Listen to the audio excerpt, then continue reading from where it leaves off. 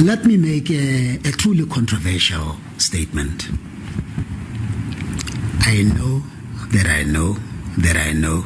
A ke mafoko a ga Moahlodi mogolo wa maloba wa naga ya Afrika Borwa Mogoeng Mogoeng se moraga go tlhophiwa go ka nna mopresidente wa naga ke ba setlhopha sa bodumedi mo tlase ga All African Alliance Movement. Setlhopha se se rile le fa ba ise ba ikwadisetse go ka tsaya karolo mo ditlhopheng tsa naga ka 2024 ba re ba ema ka Mogoeng Mogoeng gore ka nna mopresidente o botoka wa naga. Moahlodi mogolo ene a re go nna mopresidente wa naga if running for president is not something to just want to become, it's a serious responsibility. What are you going to do with the economy like this?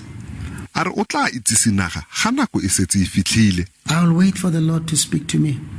If he says I've cancelled, you are no longer to be, I'll be happy to enjoy my pension. Mogoeng Mogoeng a re ga ana dikgokagano le mopresidente wa maloba Jacob Zuma le mopresidente wa ga jaana wa naga Cyril Ramaphosa. I've never been a lackey of President Zuma. I've never hated him and I don't hate him. If he wants to meet me anytime, anywhere, I'll meet him. I've never hated President Ramaphosa. We just never had a relationship. Go ka itlhalosa fa Moahlodi mogolo a ka amogela tlhopho e jaaka naga e letile go utlwa tshwetso ya gagwe. Ke ntla kgatlhane wa dikgang tsa SABC mo Johannesburg.